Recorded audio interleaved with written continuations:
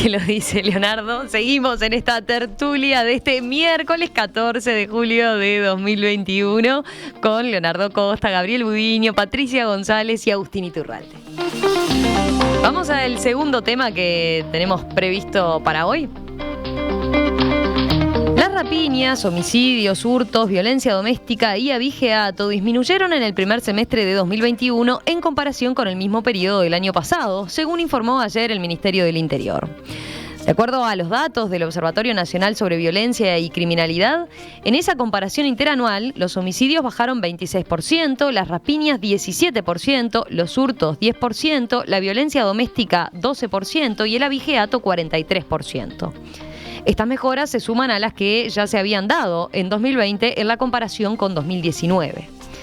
Hablando en conferencia de prensa, el ministro del Interior, Luis Alberto Heber, recordó ayer que la tendencia al alza fue quebrada ya en 2020 y atribuyó la baja de los delitos a la conducción política y la profesionalidad de la policía. Nos parece importante también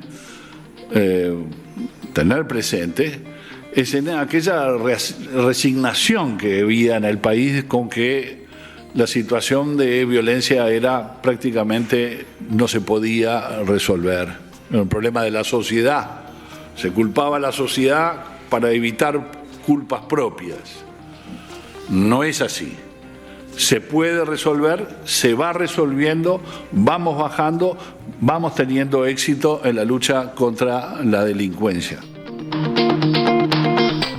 Heber recordó que además de bajar los delitos, hubo 2.000 personas más privadas de libertad, lo que dijo es la confirmación del éxito de la política. Al ser consultado por periodistas sobre la incidencia de la reducción de la movilidad en el descenso de los delitos, el ministro respondió que hay una discusión sobre el tema y lamentó que se siga y que se diga que el delito bajó por la pandemia. Si eso fuera así, que no es para mí, tendríamos menos condenados, menos formalizados, dijo. Con menos delitos tenemos más éxito en el combate, destacó el jerarca.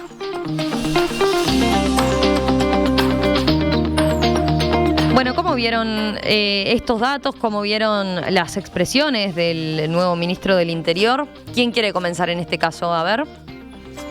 ¿Tan tímidos hoy? Ah, no, ahí, Nico. Dale. No, yo empiezo. O sea, los datos de este semestre demuestran que efectivamente el delito ha bajado y la represión del delito ha aumentado, porque la contracara de esos 2.000 nuevos personas privadas de libertad son quizás la demostración de una y otra cara de la moneda. Eso no hay duda. La demostración de estos datos con la comparación interanual respecto del 2020 demuestran que esto no es simplemente un efecto pandemia. Por el contrario, porque la movilidad, sobre todo en este año, no tanto el año pasado, aún a pesar de todos los casos que hubo, sigue incrementándose y de alguna manera el delito se va adaptando a la propia pandemia. Uh-huh.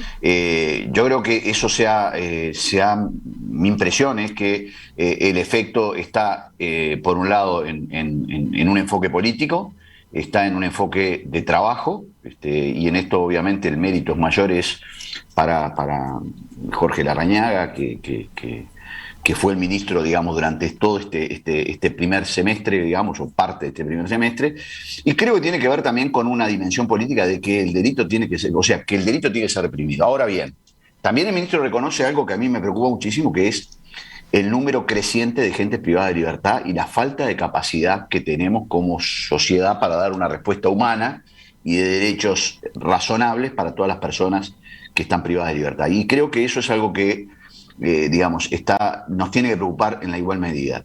También hay otra cosa que quería decir, y con esto termino, es que es interesante, más allá del dato frío y la conferencia de prensa que se haría en cualquier circunstancia, cómo este fenómeno de la baja del delito pueda repercutir en la discusión política que seguramente vamos a tener de caras al referéndum sobre especialmente aquellos artículos que hoy están siendo objetados que tienen que ver con temas de seguridad. Y creo que también las cifras, está bien que se den, pero también tienen, y me parece bien que así sea, porque esto es una discusión política, la proyección de es por acá. Leo nos paseó, nos hizo una introducción que abarcó... No dijo nada. Todas las puntas posibles, ¿no? Bueno, viste que en las clases uno hace eso, tira las cosas, ahora los temas los tienen ustedes. Bueno, yo voy a ser del estudiante preguntón, que es donde me he sentido siempre más cómodo, por lo menos en clase. A mí me cuesta mucho entrar en el tema de si estas cifras son válidas o no son válidas por la pandemia, porque no tengo la menor idea, pero sí me quedan muchas dudas de si estas cifras son realmente así de buenas, porque los porcentajes planteados son si no tienen vínculo con la pandemia, son realmente cifras muy positivas. La pregunta es ¿a qué se deben, ¿no? ¿Qué significa ese dar mayor respaldo a la policía, que había sido el argumento? ¿Qué tanto vínculo tiene la política con esta frase que dice el ministro de no hay impunidad para quien delinque, cosa que en realidad se supone que no había antes tampoco y que tiene más que ver con el sistema judicial que con el Ministerio del Interior? Y a mí me sigue quedando la duda de cuáles son las acciones que hace el ministerio para que esto cambie. ¿Hay más móviles, hay más patrullaje, hay más policías? ¿Es un tema de mayor capacitación? ¿Eso se refleja tan rápido? El ministro habla de dinamismo, profesionalidad y despliegue táctico, lo cual a mí me dice realmente poco, pero me encantaría de verdad saber, es decir, de atar consecuencias, baja de delitos, con causas, con acciones. ¿Qué fue lo que hicimos? ¿Cuál es el diferenciador? Porque bueno, por eso, pero ¿qué es esa gestión y dónde se ve eso? Pero, ojo, sinceramente estoy haciendo la pregunta, no estoy cuestionando las afirmaciones del ministro, lo que estoy diciendo es, me gustaría tener una visibilidad más clara de en qué se transforma eso, más allá del respaldo y más allá de que sí, después al segundo punto que menciona Leo, a mí me genera mucho problema. El orgullo que muestra el ministro cuando dice que hay 2.000 personas más privadas de libertad, me parece que no ese es el camino. Y además cuando dice de que esto refuta la tesis de que la sociedad es violenta por no ser igualitaria, me parece que comete un error político muy grave, porque es decir, desconocer que la falta de igualdad genera violencia en una sociedad es como una lectura extremadamente simplista y me parece hasta ridículo el planteo que hace el ministro. Me parece que el ministro debería posicionarse en explicar claramente por qué sus acciones o las acciones de Larrañaga generan estas bajas y de lo bueno que es que tengamos esa reducción del delito y no jactarse de la cantidad de personas presas que metemos, porque estas personas presas en algún momento salen y hasta ahora con el sistema penitenciario que tenemos suelen salir peor de lo que entraron. Entonces, no creo que eso sea para jactarse demasiado. Sí, algunas cosas. Primero, hay una discrepancia que tengo con lo que plantea Neco. Vengo leyendo los estudios. Hay un estudio muy interesante que investiga sobre 27 capitales del mundo, entre las que está Montevideo, y explica la baja del delito por la pandemia y explica cuáles son las variables que se analizan y las variables de movilidad y las transformaciones en la movilidad social. Por tanto, yo entiendo que hay una porción de lo que está pasando. Si queremos decir que hay una porción que no tiene que ver con la pandemia, lo compro. Ahora, hay una porción importante que tiene que ver con la transformación en la forma de vida de las personas que impone la pandemia, ¿no? Vivimos distinto, nos movemos distinto. Estoy de acuerdo con eso, Patricia. ¿No? De acuerdo. Eso, hay una parte que es eso. Estoy de acuerdo. Hay otra parte que es esto que plantea Nico, que también trae Gabriel, que es el aumento de la presencia policial. Eso para mí es indiscutible. Yo, que me tocó, sabía juntar firmas, y anduve recorriendo barrios que no recorro en general, porque hago Jacinto Vera Centro máximo. Sí, hay muchísimos policías por todos lados, sobre todo en la periferia de Montevideo. Aumenta el porcentaje de personas privadas de libertad. Entonces quiere decir que estamos concentrando la preocupación del delito para privar de libertad a personas que viven en la periferia de Montevideo, que es lo que estamos priorizando, ¿no es cierto? Yo me pregunto, cuando discutimos sobre, primero, dos preguntas. Lo primero es,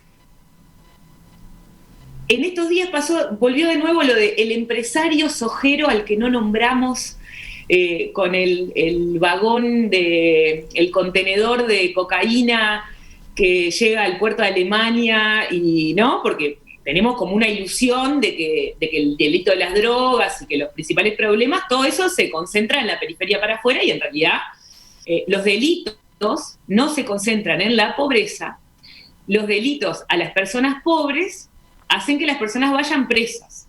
En otros espacios tienen muy buenos abogados, como muchísimos de los integrantes de la Operación Océano, entonces no van presos. Hay cosas por las que se va preso en este país si uno es pobre. Entonces eso es lo que estamos planteando. Rita Segato tiene una investigación muy interesante sobre las cárceles brasileras, donde dice, bueno, miren el color de la piel de la gente que está en la cárcel y díganme si de alguna manera, analizando la negritud, no hay un control social sobre algunas partes de la población, ¿no? Sobre que se les dice, de esta manera no podés vivir y si vivís de esta otra manera vas preso.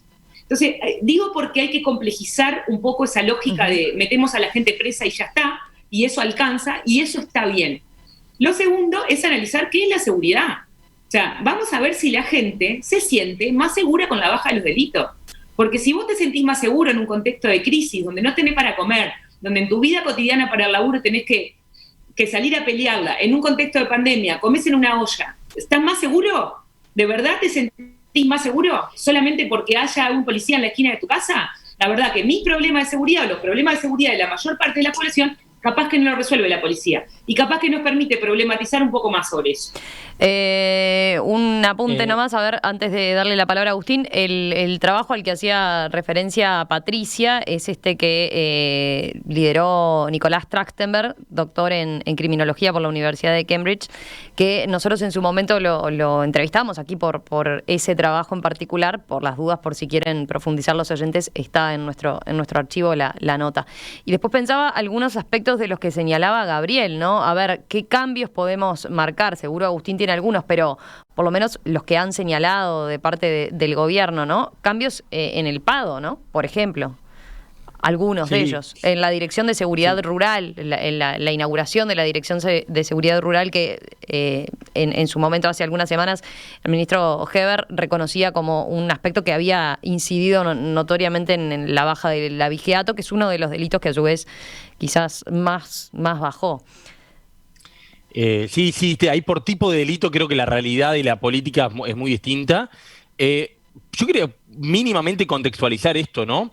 En 2000, no me acuerdo si 18 o 19 fue el pico, Montevideo fue la segunda capital con más homicidios de América del Sur. Después de Caracas no hubo ninguna otra capital en América del Sur que tenga más homicidios cada 100.000 habitantes que Montevideo. Ese es el contexto, ¿no? Y cuando Gabriel hace una referencia a los temas sociales, de desigualdad, yo creo que tienen mucha pertinencia, pero no son lineales. Están lejísimos de ser lineales. De hecho, lo que tuvimos en la última bonanza económica, que mejoró mucho las condiciones materiales de vida de las personas y redujo la desigualdad monetaria, fue un aumento exponencial de los delitos. Había menos pobreza material, menos desigualdad monetaria. Sí, pero fue el ministro que lo usa al revés, que dice que estas consecuencias demuestran que esa tesis es equivocada. Y esa tesis no dice que la única forma de delinquir es por la desigualdad. Lo que dice esa tesis es que una sociedad desigual genera violencia. Es tal cual lo que decía Patricia. No solo son pobres los que roban, delinquen o trafican con droga, digamos, ¿no? A ver, temas de criminalidad, creo que todos nos tenemos que sacar los chips y los prejuicios de cómo se genera el delito. Yo trato de leer bastante a Nicolás Trachtenberg, cada vez que sale algo en prensa, no leo artículos académicos de temas de criminología, y a Diego Sanjurjo, que es otro uruguayo que escribe de criminalidad. Me parece, hay pocas personas que yo creo que realmente saben del tema. Y lo que he escuchado es muy impredecible cuándo ha subido y ha bajado el delito en el mundo. Realmente los predictores son muy débiles y la última bonanza económica en Uruguay es una evidencia compleja en ese sentido. Esa es la línea de base, ¿no? Partíamos de un Uruguay muy, muy, muy violento. Una zona metropolitana, para ponerlo más claro, muy, muy, muy violenta. Yo no tengo dudas que es como dice Patricia, que esta baja tiene una parte que se debe a la pandemia y al cambio de hábitos de las personas. Creo que el dato de ayer lo que aporta es lo más valioso de lo que yo fui a mirar, que fue el trimestre abril-junio 2020, abril-junio 2021, que es el primer trimestre que podemos comparar pandemia-pandemia. De hecho, la comparación de abril-junio es el momento de más encierro, ¿no? La comparación abril-junio fue cuando estuvimos más encerrados. Yo creo que fueron los únicos 3 meses que realmente la pandemia nos encerramos más o menos en serio en Uruguay. Y contra esa comparación hay una baja, no es tan grande como la de todo el semestre, pero hay una baja que es significativa, y en particular es significativa en temas de homicidios. Entonces, yo creo que hay una hipótesis razonable ahí en lo que dice el ministro, y hay sin duda un problema de estrategia de identificación de cómo claro, falta mucho, hay que sostener estas tendencias, y bueno, a medida que vayamos normalizando la vida social, vamos a ver qué sigue pasando con esto.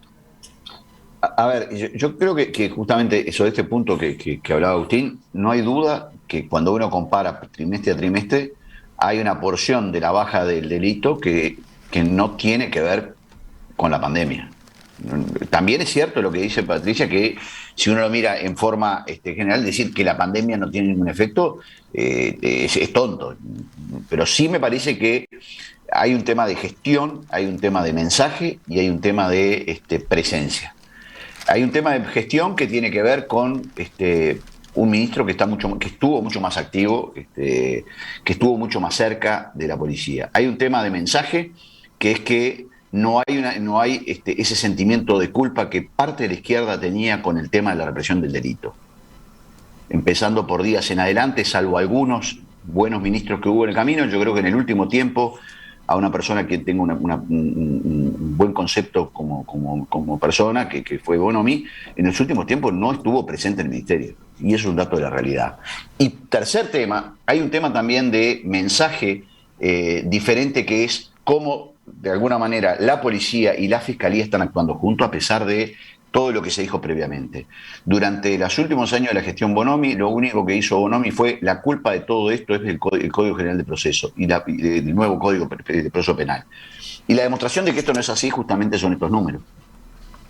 Y entonces me parece que eso forma parte de un discurso que quedó encerrado el último ministro, en donde buscó siempre el culpable, y en realidad yo creo que la represión de delitos es multicausal, el delito es multicausal, pero de aquí en más lo que sí me parece, y vuelvo al tema que más me preocupa, es cómo de alguna manera podemos también canalizar que los privados de libertad tengan mejores condiciones, para que, si esta va a ser la política del próximo tiempo, también respetemos los derechos humanos de aquellos que están privados de libertad.